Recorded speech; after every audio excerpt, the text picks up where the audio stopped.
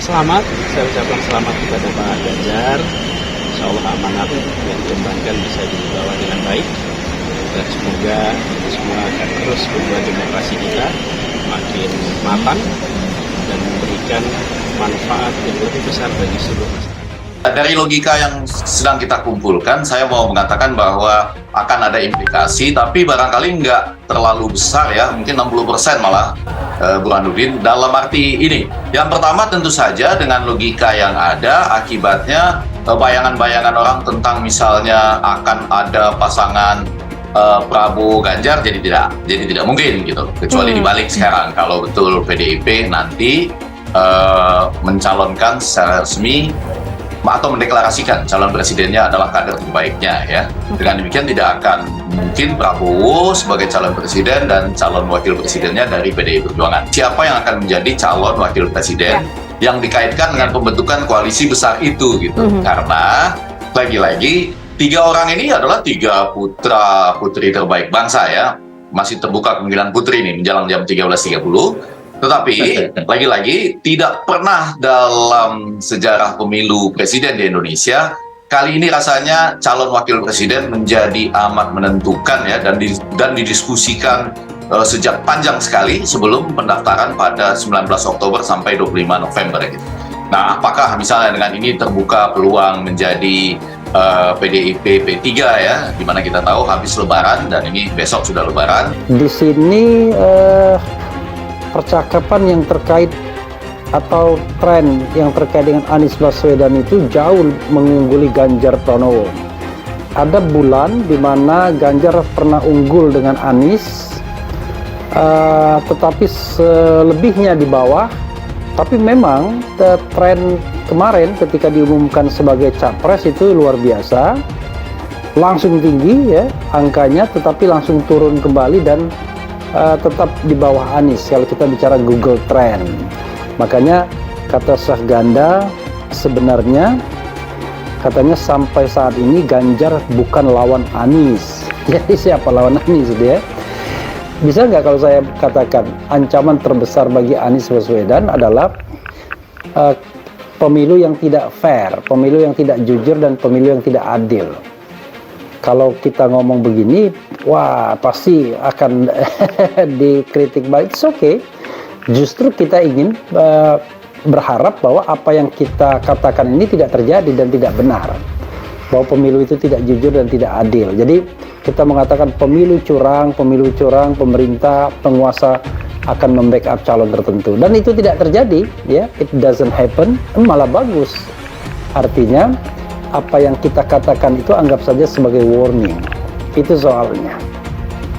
Kembali kepada 2 keunggulan tadi yang dikatakan Sudirman Said, bahwa ini menghilangkan spekulasi soal penundaan pemilu dan juga soal perpanjangan masa jabatan. Saya mendengar gosip ya, sahabat daerah sekalian, belum tentu benar juga namanya gosip-gosip politik ini. Makanya sekali lagi once again saya mengatakan, kalau Anda mendengar langsung dari tokohnya, bukan berarti itu pasti benar.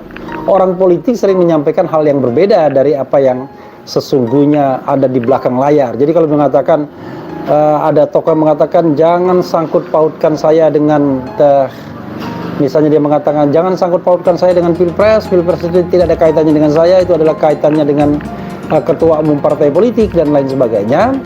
Itu pernyataan di depan, di belakang layar kita bisa lihat kecenderungan yang sudah terjadi. Itu cara membaca politiknya. Ganjar Pranowo capres PDIP, Anies Baswedan kita hadapi lawan kuat. Dikutip dari poskupang.com, calon presiden yang diusung Partai Nasdem Anies Baswedan tidak meremehkan lawan-lawannya pada Pilpres 2024 nanti. Bahkan, mantan Gubernur DKI Jakarta itu mengingatkan para pendukungnya bahwa pemilihan presiden yang akan datang akan menjadi perjuangan berat bagi kubunya.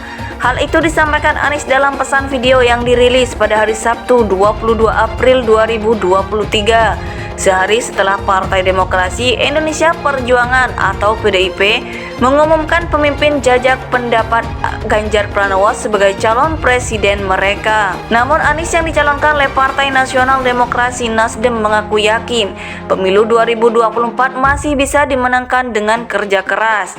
Kami dihadapkan dengan lawan yang kuat yang memiliki lebih dari cukup sumber daya untuk bergabung dan bahkan memenangkan kompetisi. Perjuangan ke depan tidak akan mudah, kata Anies.